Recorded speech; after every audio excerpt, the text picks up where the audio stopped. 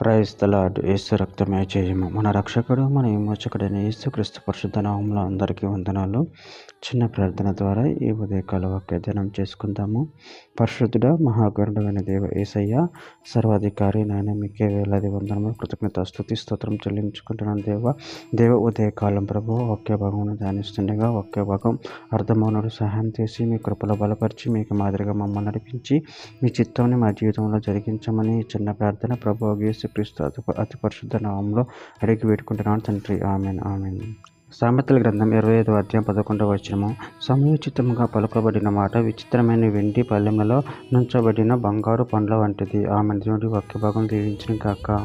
ప్రభునందు ప్రియులారా, ఇక్కడ వాక్య భాగంలో గమనించినట్లయితే సమయోచితంగా పలుకబడిన మాట విచిత్రమైన వెండి పళ్ళెములలో నుంచబడిన బంగారు పండ్ల వంటిది.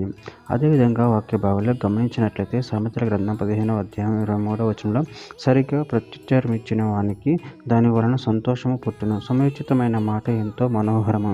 సామెతల గ్రంథం 24వ అధ్యాయం 26వ వచనం సరి అయిన మాటలతో ప్రత్యుత్తరం ఇచ్చటం పెదవులతో ముద్దు పెట్టుకొనినట్లుండును. యెషయా గ్రంథం 50వ అధ్యాయం 4వ వచనం అలసిన వానిని మాటల చేత ఊరడించే జ్ఞానం నాకు కలుగునట్లు శిష్యునికి తగిన నోరు యెహోవా నాకు దయచేసి ఉన్నాడు. శిష్యులను వినున్నట్లుగా నేను వినుటకై ఆయన ప్రతి ఉదయమున నాకు వినుబుద్ధి పుట్టించుతున్నాడు. యోబు గ్రంథం 6వ అధ్యాయం 25వ వచనం యథార్థమైన మాటలు ఎంతో బలమైనవి, ఆయనను మీ గద్దింపు దేనికి ప్రయోజనము. కీర్తన గ్రంథం 85వ అధ్యాయం 8వ వచనం దేవుడిని యెహోవా సెలవిచ్చిన మాట నేను చెవిన పెట్టెదను. ఆయన తన ప్రజలతోనూ తన భక్తులతోనూ శుభవచనం సెలవిచ్చును, వారు వాటిలో బుద్ధిహీనులు కాకుందురు. సామెతల గ్రంథం 10వ అధ్యాయం 20వ వచనం నీతిమంతుని నాలుక శ్రేష్టమైన వెండి వంటిది, భక్తిహీనుల ఆలోచన పనికి మాలినది. సామెతల గ్రంథం 12వ అధ్యాయం 25వ వచనం ఒకని హృదయంలో విచారము దాని కృంగ చేయను, దయగల మాట దాన్ని సంతోషపెట్టును. సామెతల గ్రంథం 16వ అధ్యాయం 24వ వచనం ఇంపైన మాటలు తేనె పట్టు వంటి, అవి ప్రాణమునకు మధురమైనవి, ఎముకలకు ఆరోగ్యకరమైనవి.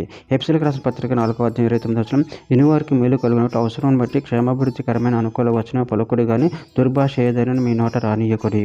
చివరిగా ఒక మాట, కొలసీలకు రాసిన పత్రిక 4వ అధ్యాయం 6వ వచనం ప్రతి మనుషునికి ఎలాగో ప్రత్యుత్తరం ఇవ్వాలని మీరు తెలుసుకున్నట్టుగా మీ సంభాషణ ఉప్పు వేసినట్లు ఎల్లప్పుడూ రుచికలది గాను కృపాసహితం గాను ఉండనీయుడి. ఆమె దేవుడి వాక్య భాగం దీవించిన చిన్న ప్రార్థన చేసుకుందాము. పరిశుద్ధుడ మహాగణుడైన దేవ యేసయ్య, మరి ఇచ్చిన వాక్యదాన్ని బట్టి ప్రభు కృతజ్ఞతలు చెల్లించుకుంటున్నాను. ప్రభు ప్రతి సందర్భంలో ప్రభు సంభవిస్తున్న వాటిని పలికి నీకు మహిమకరంగా జీవించే శక్తిని బలాన్ని మాకు అనుగ్రహించి మీ కృపలో బలపరిచి స్థిరపరచమని చిన్న ప్రార్థన ప్రభు యేసుక్రీస్తు పరిశుద్ధ నామములో అడిగి వేడుకుంటున్నాను తండ్రి. Amen amen.